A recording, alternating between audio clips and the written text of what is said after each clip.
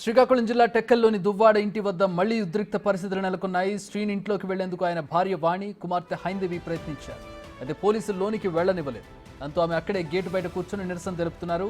దువ్వాడ శ్రీను మాకు ఏ ఆస్తులు ఇవ్వలేదని, ఆయన తల్లి కూడా అబద్ధాలు చెబుతున్నారని వాణి అంటోంది.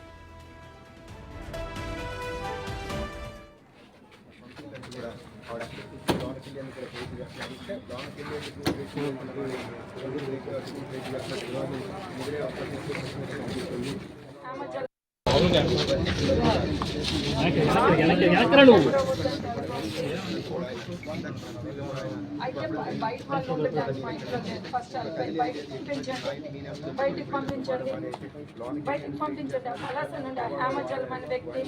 ఎవరెప్పుడు అతను ఉంటే మాకు గొడవ గ్యారెంటీ. ఫస్ట్ అతడు బయటకు రమ్మని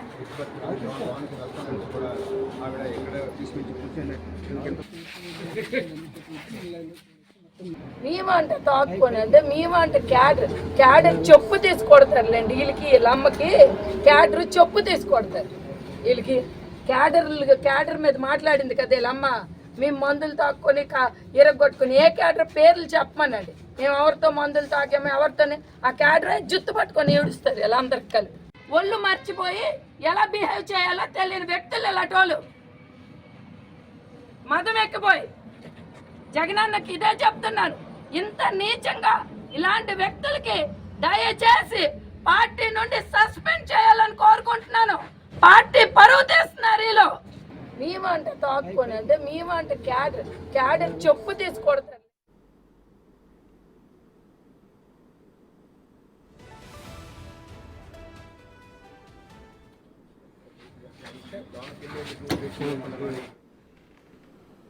మూడో రోజు కూడా అదే సీన్ రిపీట్ అవుతుంది. దువ్వాడ ఇంటి దగ్గర ఆయన భార్య వాణి నిరసన తెలియజేస్తూ ఉన్నారు. ఆయన కూతురు కూడా ప్రస్తుతం ఆవిడతో పాటు ఉన్నటువంటి దృశ్యాలను మనం చూస్తూ ఉన్నాం. ఆవిడ చేసినటువంటి వ్యాఖ్యలు కూడా మనం చూసాం. మా ప్రతినిధి రాజు జాయిన్ అవుతున్నారు గ్రౌండ్ నుంచి. రాజు, ప్రస్తుతం దువ్వాడ వాణి ఆ ఇంటి దగ్గర మాత్రమే తను ఆందోళన చేస్తున్నటువంటి పరిస్థితి అయితే ఉంది. మనం చూడొచ్చు. అంటే 3 రోజులుగా తల్లి కూతుళ్ళు ఇద్దరు కూడా చూస్తున్నాం. అంటే ఇక్కడ ఉండడానికి మంచం కూడా లేదు. 4 చైర్స్లో ఒక చిన్న బెడ్ వేసుకుని వాళ్ళైతే ప్రస్తుతం పక్కనే కూడా ఆ మందు బిల్లలు కూడా పెట్టుకున్నటువంటిది అయితే చూడొచ్చు. ఎందుకంటే నీరసించిపోయి ప్రస్తుతం 3 రోజుల నుంచి మాకు న్యాయం చేయాలి అంటూ శ్రీనివాస్ గారి ఇంటి దగ్గర అయితే వీళ్ళు ఆందోళన చేస్తున్నటువంటి పరిస్థితి అయితే ఉంది. ముఖ్యంగా కూతురుని తీసుకుని ఇక్కడే మనం మధ్యాహ్నం కూడా చూసాము. ఒక పక్కన దువ్వాడ శ్రీనివాస్ మాట్లాడారు, అదేవిధంగా మాధురి మాట్లాడారు, అదేవిధంగా వాణి వాళ్ళ అత్తగారు కూడా మాట్లాడినటువంటి పరిస్థితి అయితే ఉంది.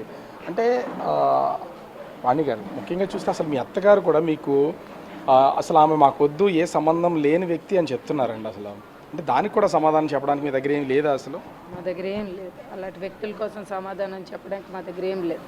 ప్లీజ్ సార్, ప్లీజ్ మీరే తీసుకొచ్చారు మాధురిని అని చెప్తున్నారు. ప్లీజ్ సార్, దండం సార్. వాళ్ళ అబద్ధాలకి నాకు ఏదైనా నిజం అడిగితే దానికి ఒక కౌంటర్, ఒక పద్ధతిగా ఉండాలి. లేనివి నేను తెచ్చాను అనడం, ఆవిడ ఎక్కడి నుండో ఆవిడది పలాస సొంతూరు ఆ దువ్వాడ శ్రీనివాస్ది, ఇక్కడికి వచ్చేసి ఆవిడ వెళ్ళి వాళ్ళ అమ్మ ఒక పిచ్చి మెంటల్ అయిపోయి 80 సంవత్సరాల వయసులో ఏం మాట్లాడుతుంది.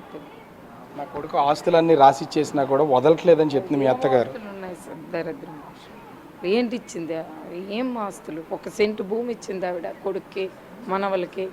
ఆవిడ మా ఆస్తుల కోసం మాట్లాడుతుంది, మా ఊరు వచ్చి మా సంపాదన కోసం. అసలు